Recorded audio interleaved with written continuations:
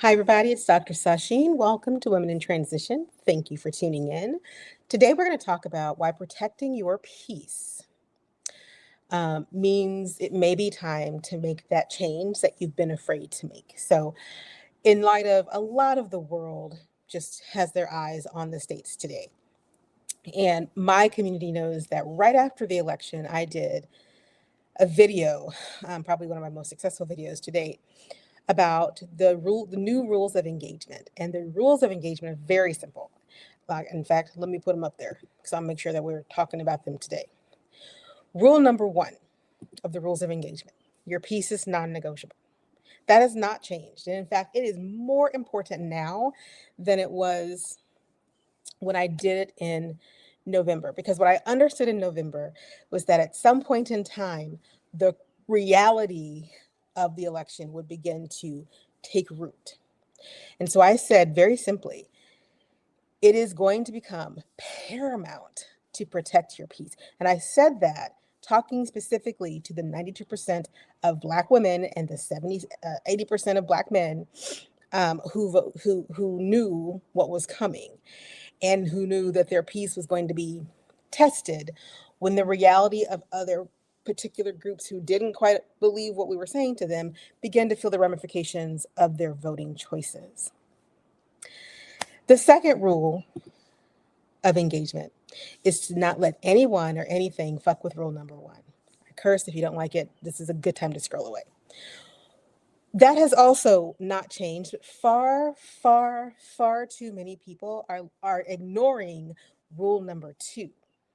And so today I'm going to talk to you about why protecting your peace sometimes means you've got to move on.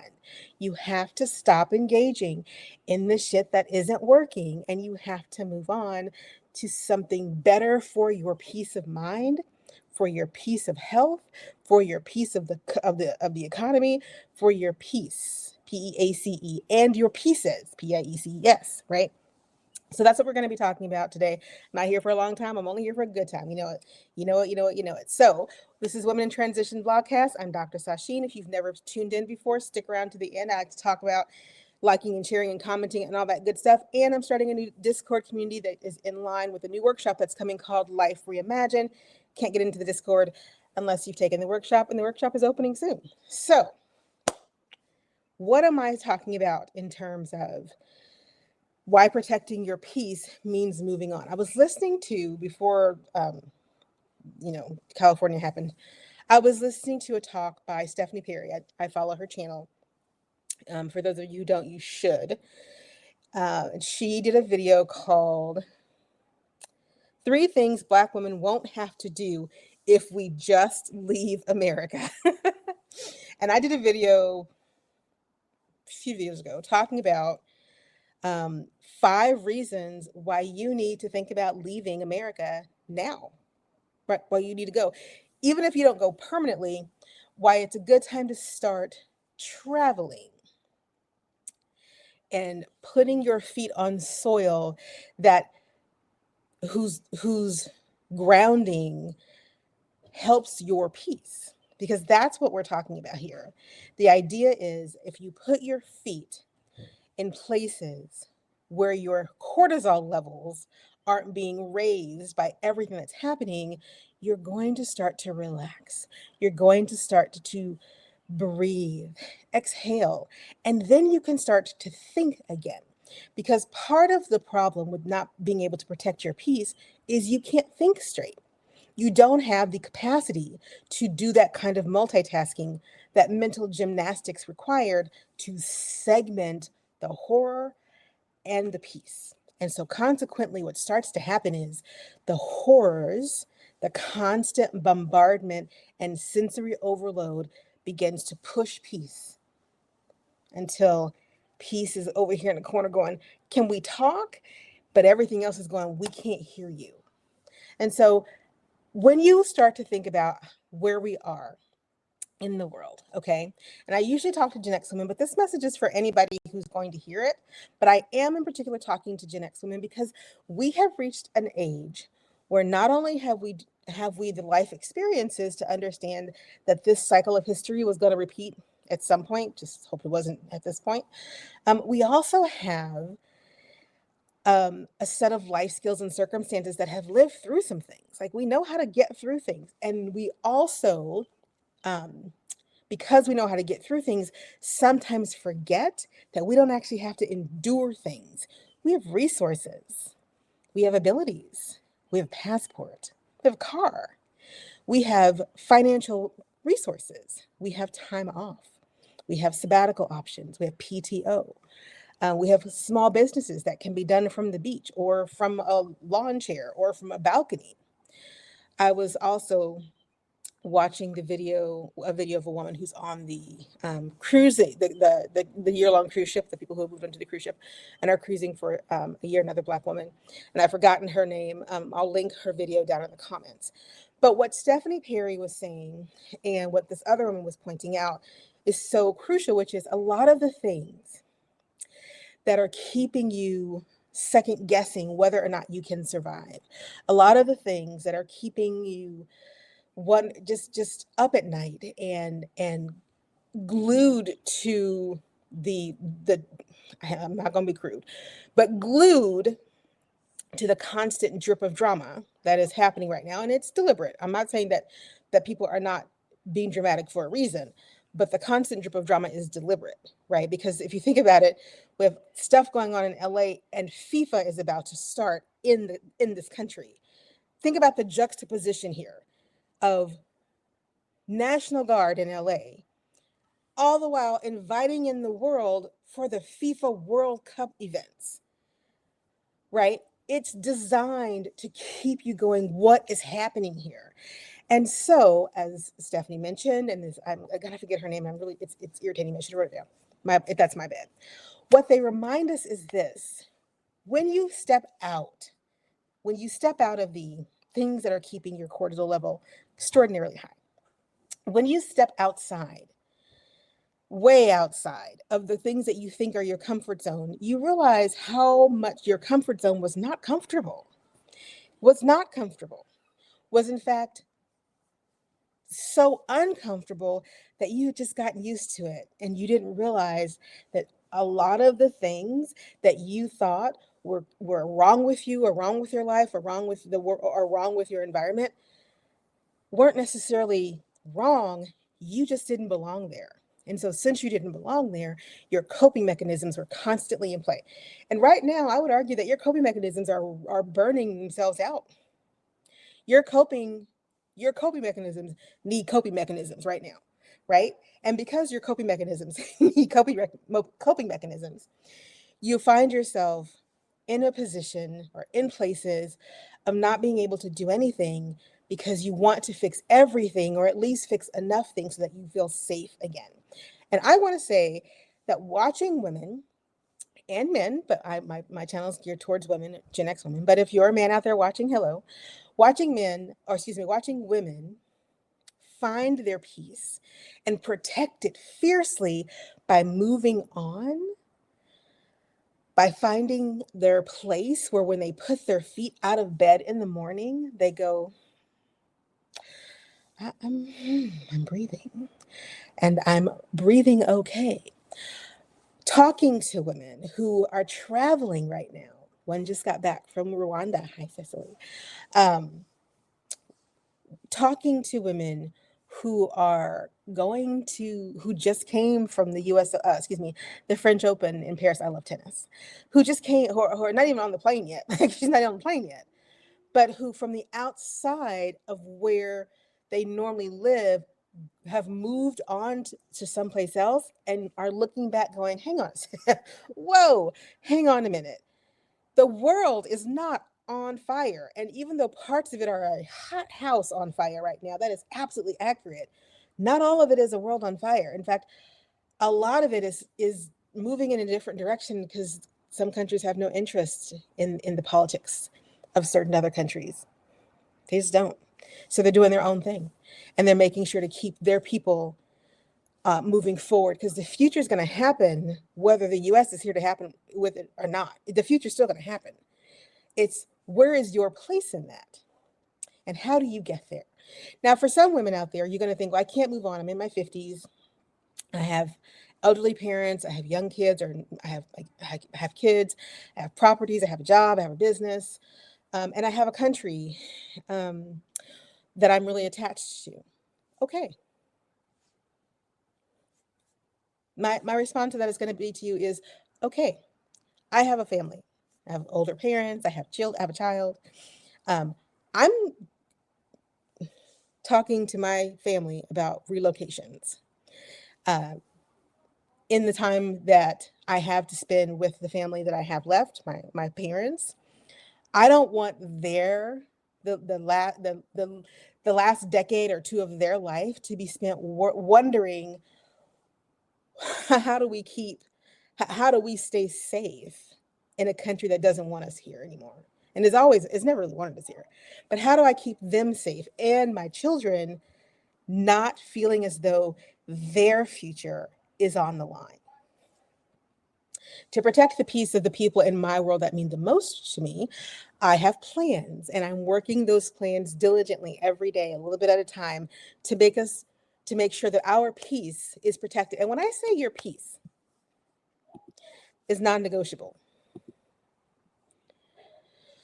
and that you need to move in ways that protect your peace, I'm not just talking about your peace in the moment. I'm talking about the peace of 20 years from now, the piece of 50 years from now. Because one of the things that we understand about trauma is that it can go down through generations and it can impact families for generations. And I don't know about you, but I am really looking for a way to not pass along the generational bonds of drama and trauma any further into my bloodlines. Not at all. In fact, one of the things I said the other day in a video was that I was so proud. I've been working since I was 14 years old. 14, first job. And before that, I was babysitting. I was always doing something, right? And that I was very happy that one of the things that my 13-year-old, he's not 13 yet. He's got to be 13. But that I don't want my child to have to work at 14 unless they really want to. But I also was very privileged in that I got a brand new car when I was 16 and I didn't have to pay for that. And so I want to pass on some of those things, right? And I don't want to pass on other things. I encourage people. I've been in higher education for 25 plus years as a college professor. I'm a published author. I'm a coach and consultant, and I'm starting a new workshop. I'm busy. I want to encourage my child to be busy in ways that are beneficial to his bottom line of health and wealth and peace. I am encouraging lots of my friends who have children of a similar age or older who are looking towards college that, you know what, there's a world of colleges out there, not just one country. And so sometimes protecting your peace is getting a flat in London while your kid goes to school in the UK. Sometimes protecting your peace is going, you know what, instead of forcing my child to go to college that's in this country that's going to bankrupt us, and we're not going to be able to afford it and a house and, and food and everything else, is to have them apply to universities and countries that are offering free tuition in certain fields, and then you all go, right? There are so many possibilities for moving on that will protect your peace and your bottom line. But you might be in a position to not need to have your bottom line protected, which just means you're looking at other things, right? Maybe you're moving your older parents to countries with better health care. Maybe you realize that that prescription that they need that is going to skyrocket because they're fucking around with Medicaid or Medicare or whatever, you can get that same prescription in the European Union between countries. And it's a train ride. And yes, it's a long flight, but dang, when you get there, maybe you're realizing that you could have the family home, which would put everybody in the house together that you want to live with in a country where those kinds of things are more affordable. And that you could give back to those communities by planting your family there and being good stewards and good citizens. Now, before somebody gets to my comments, because I know that they will, about, well, you can't run away from your problems. No, but you can run away from somebody else's. And I'm going to keep telling you that. You could absolutely outrun somebody else's consequences that you didn't sign up for, that you didn't ask for. Because if you think about it, when people say to you, you can't outrun your problems, no, I can't. I take my problems with me. If they're mine, then I will take them with me and I will deal with them and I will solve them wherever I am. You are absolutely correct. But sometimes I'm not outrunning my problems. I'm running away from your problems. I'm running away from you. It's just like a bad marriage. You divorce not because you're trying to run away from your problems, but because the marriage had problems that you no longer choose to solve. And guess what? By divorcing, you don't have to solve them. The same thing holds true for your connection to place. The place may have problems that you are just tired of trying to solve. And that means that you can leave that place and you don't actually have to solve them. They're not yours to solve. And yes, every place has issues. Oh my God, Dr. Sasheen, just because you want to move to blah, blah, blah, blah, down there, it's going to over there or up there, it's going to be this, and this. You're going to have this, and that. You do what you need to do for your peace, and I will do what I need to do for mine. And that's what you have to stick to. You have to say to anyone who tells you that you can't run away from problems, but I can run away from yours. And you can run away from mine because my problems aren't yours to solve, but your problems aren't mine to endure. And that is what I mean by protecting your peace sometimes mean you have to move on.